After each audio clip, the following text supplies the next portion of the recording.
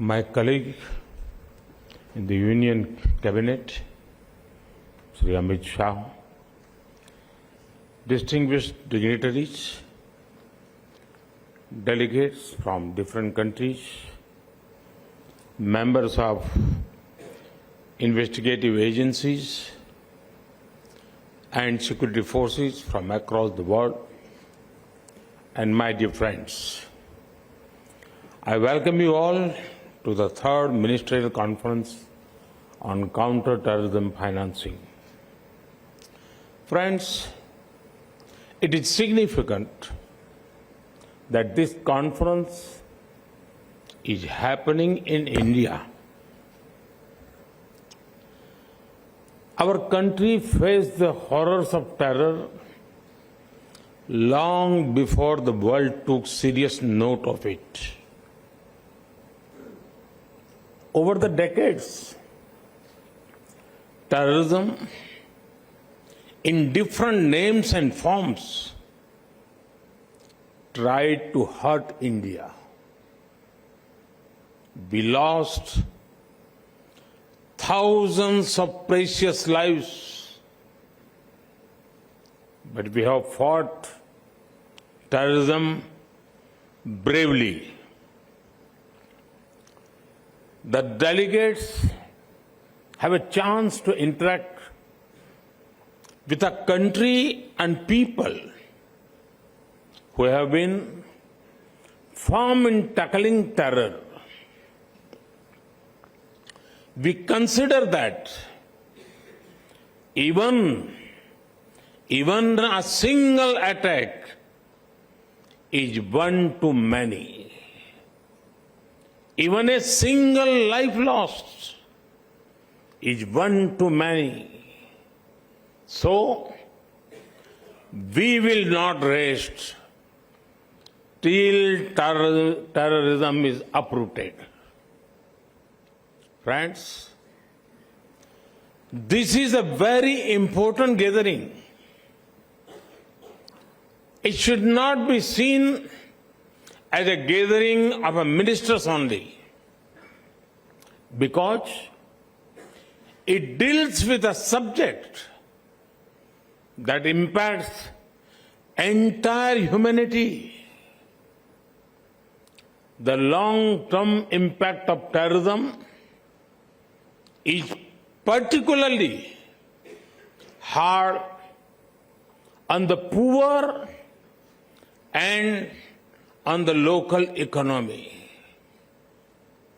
be it tourism or trade. Nobody likes an area that is constantly under threat. And due to this, the livelihoods of people are taken away. It is all the more important that we strike at the root of terror financing. Friends, in today's world, ideally, there should be no need for anyone to remind the world of the dangers of terrorism. However, there are still certain mistaken notions about terrorism in some circles. The intensity of the reaction to different attacks cannot vary based on where it happened. All terrorist attacks deserve equal outrage and action. Further, sometimes there are indirect arguments made in support of terrorism to block action against terrorists. There is no place for an ambiguous approach while dealing with a global threat. It is an attack on humanity, freedom, and civilization. It knows no boundaries.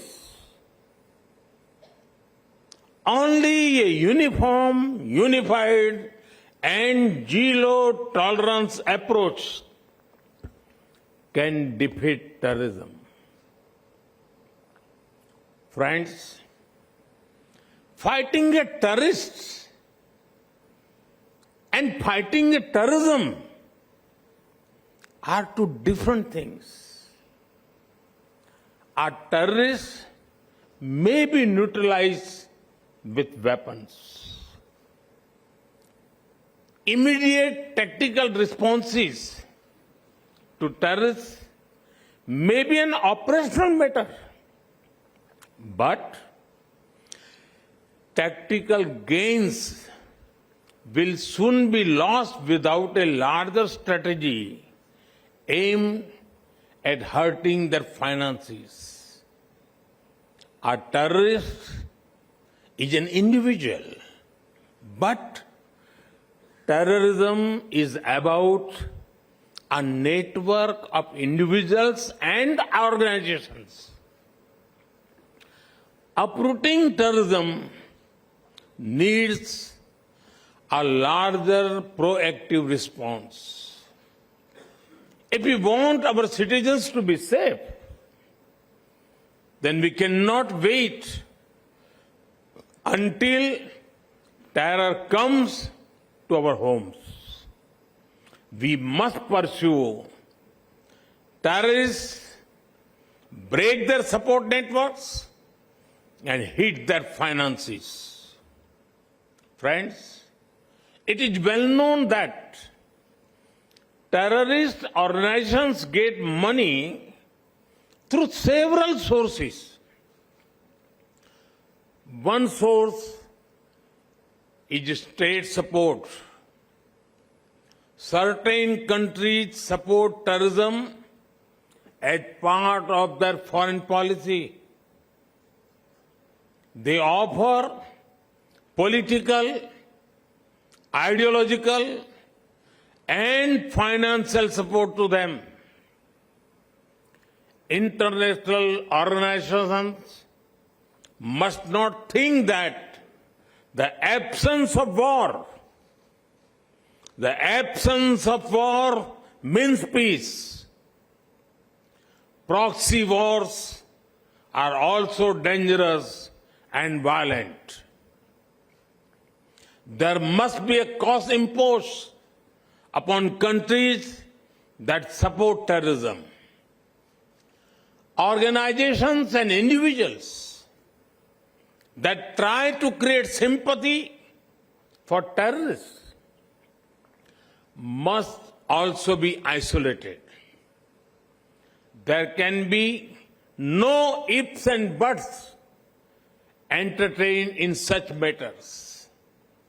The world needs to unite against all kinds of overt and covert backing of terror. Friends, one of the sources of terror funding is organized crime. Organized crime should not be seen in isolation. These gangs often have deep links with terrorist outfits. The money made in gun running, drugs, and smuggling is pumped into terrorism. These groups help with logistics and communication too. Action against organized crime is extremely important in the fight against terror.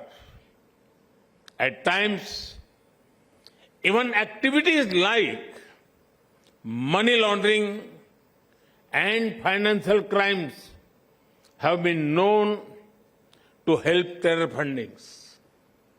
Fighting it needs global collaboration. Friends, in such a complex environment, the United Nations Security Council,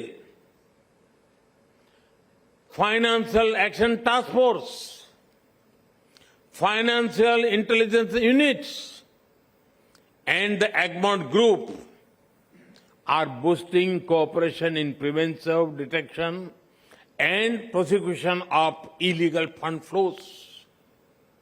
This is helping the war against terror in many ways over the past 2 decades. This also helps in understanding terror funding risks. Friends, now the dynamics of terrorism are changing. Rapidly advancing technology is both a challenge and a solution. New kinds of technology are being used for terror financing and recruitment. Challenges from the darknet, private currencies, and more are emerging. There is a need for a uniform understanding for new finance technologies. It is also important to involve the private sector in these efforts. From a uniform understanding, a unified system of checks and balances and regulations can emerge. But we must be careful about one thing. The answer is not demonize technology. Instead, it is to use technology to track, trace, and tackle terrorism. Friends, today, cooperation is needed, not only in the physical world, but also in the virtual world too. The infrastructure used for cyber terrorism and online radicalization is disturbing. Some also offer weapons training from a remote location and online resources, communications, travel, logistics. There are many links of the chain in different countries. Each country can and must act against the part of the chain within the reach. Friends, many different nations have their own legal principles, procedures, and processes. Sovereign nations have a right to their own systems. However, we must also be careful not to allow extremists to misuse differences between systems. This can be prevented through deeper coordination and understanding between governments. Joint operations, intelligence coordination, and extradition help the fight against terror. It is also important that we jointly address the problem of radicalization and extremism. Anyone who supports radicalization should have no place in any country.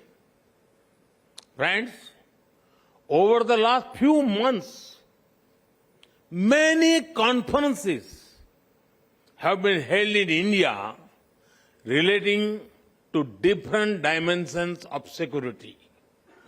India hosted the General Assembly of the Interpol in New Delhi, a special session of the United Nations Security Council Counter-Terrorism Committee happened in Mumbai. At this No Money for Terror conference, India is helping build global momentum against terror funding. Our intention is to bring the world together in taking the war against terrorism to the next level.